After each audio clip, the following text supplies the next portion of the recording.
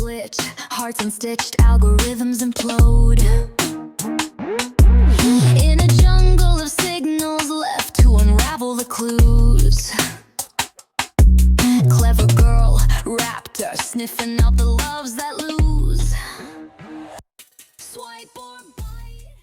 Dating App Apocalypse Survival Skills with Clever Girl. Episode 1 Catfish, Hook, Line, and Note.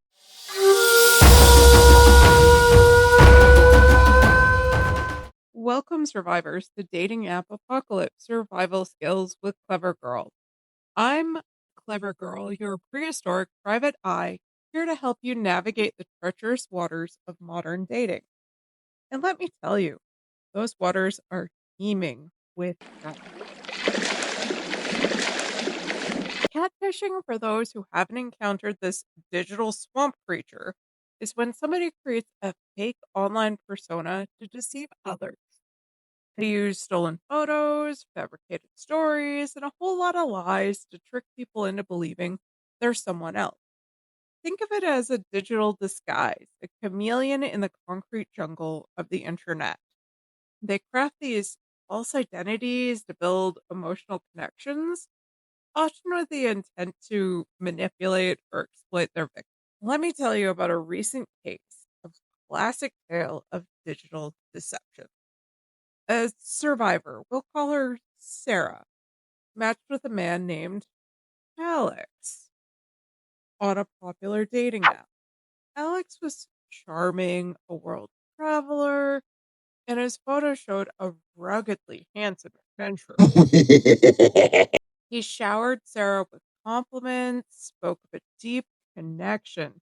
Yeah, right. And even sent her poetry. They talked for weeks, building what Sarah thought was a genuine bond. Then Alex Travels took him to a remote location where he claimed his wallet and phone were stolen. Nope. He needed a small loan to get back home, just until he could access his accounts. Sarah, trusting the man she thought she knew, sent the money. Days turned into weeks, and Alex vanished. His profile deleted. His phone number disconnected. Sarah, heartbroken and financially drained, discovered the photos Alex used were stolen from a travel blogger. Classic catfish, leaving a trail of broken trust and empty walls.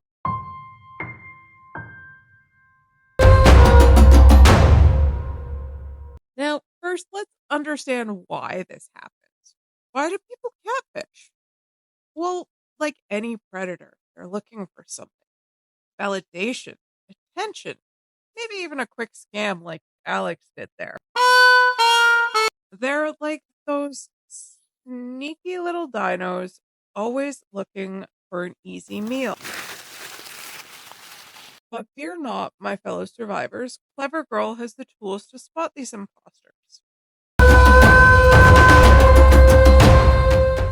1. The photo paradox. Pay close attention to their photos. Are they too perfect? Too posed? They look like they belong in a magazine? That's a red flag. Pop that image into a reverse image search.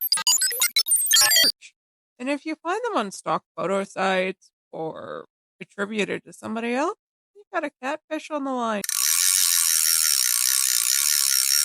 2. The empty bio or generic details. A real person's profile will have some personality, something unique to them. Maybe they unicycle or something. A catfish, on the other hand, might have a sparse bio or generic details that could apply to anyone. They're like those fossilized footprints, vague and really uninformative. 3. Instant love bombing. Be wary of anyone who professes their undying love after a few messages.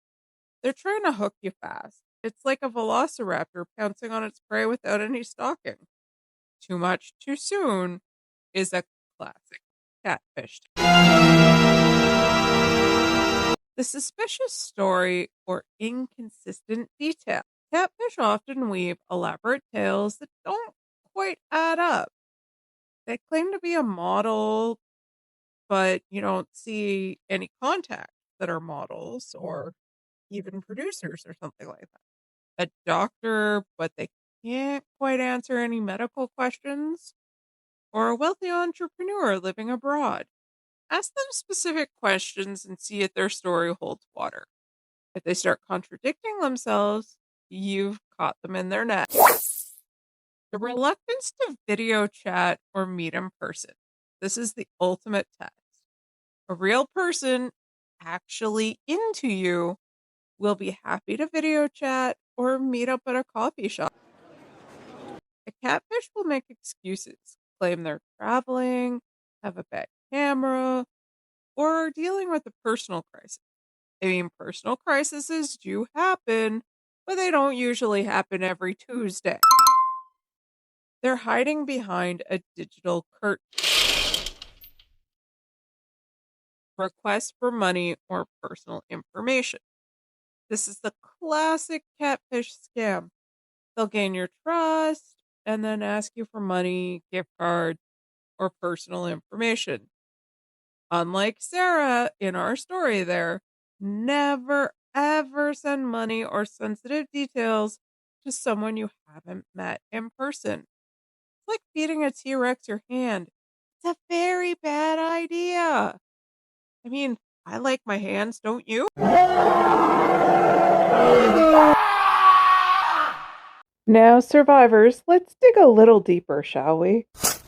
Because spotting a catfish isn't just about avoiding heartbreak. It's about protecting your digital well-being. Here are a few more crucial points to keep in mind. Number 7, the lack of mutual connection. In our digitally connected world, it's rare for someone to have zero mutual friends or connections. If you're on a dating app and they have no mutual friends, or their social media profiles are brand new and sparsely populated, it's a giant running red flag. Think of it as a lone wolf in the savannah, suspicious and possibly dangerous. Number 8, the overly dramatic or overly specific backstory. Catfish often create elaborate backstories to garner sympathy or admiration. They might claim to be a war veteran, a cancer survivor, or a victim of some improbable tragedy. While these stories might be true, they're often used to manipulate your emotions. If their life story reads like a soap opera, well, sometimes that can happen, but I highly recommend to be cautious. Remember, reality is rarely that dramatic, even in the Jurassic period. Number 9, the inconsistent communication patterns. Real people do have busy lives. They might not respond immediately or be available 24/7. But a catfish, especially one with multiple victims, might have erratic communication patterns. They might disappear for days, then reappear with a flurry of messages, or they might only be available at really odd hours, like 3 a.m. It's like trying to track a nocturnal predator, unpredictable and frustrating. Number 10, the pressure to move things offline too quickly. While a catfish might avoid video chats or in-person meetings, they might also pressure you to move the conversation to a less traceable platform, like a private messaging app or email. This allows them to operate outside the scrutiny of the dating app's security measures. It's like a sneaky dinosaur trying to lure you away. Come this way. Remember, survivors, trust your instincts. If something feels off, it probably is.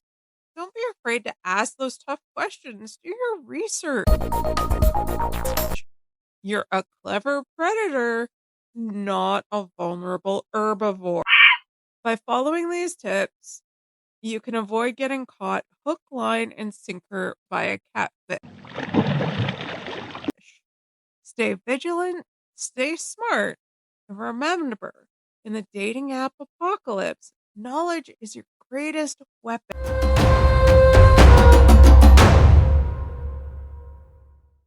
That's all for this episode of Dating App Apocalypse Survival Skills with Clever Girl.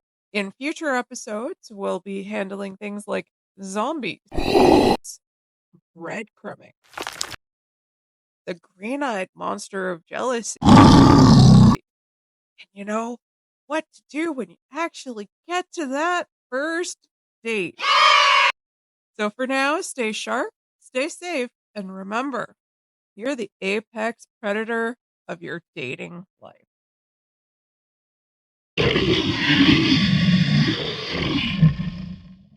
Swipe or bite, it's the end of the world tonight. Clever claws, sharp mind, she's solving swipes in flight. Dynamo-driven, she's living, cracking hearts at sight. Swipe or bite, she's the queen of app apocalypse plight.